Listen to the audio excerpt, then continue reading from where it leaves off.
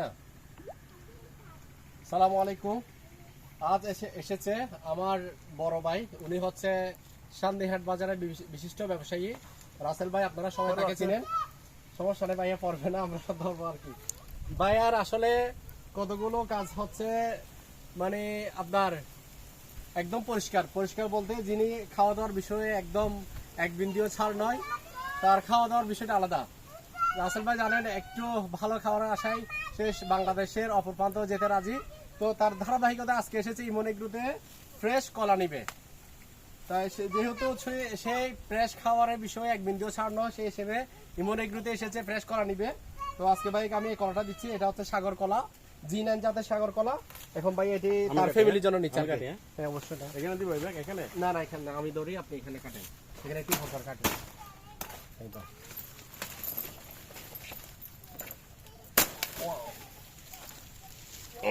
একটা তো হাতে চলে আসছে।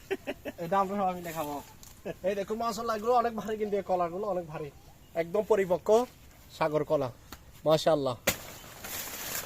গাছ পুরো খালিলাম, ওই কি ওজন